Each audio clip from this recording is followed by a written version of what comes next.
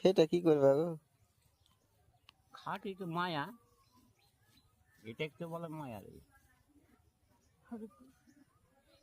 মায়া হচ্ছে এটাই, আমি জ্ঞানে খাটছি, আমার পিছনে একটা জ্ঞান আছে, ওই যে মায়া।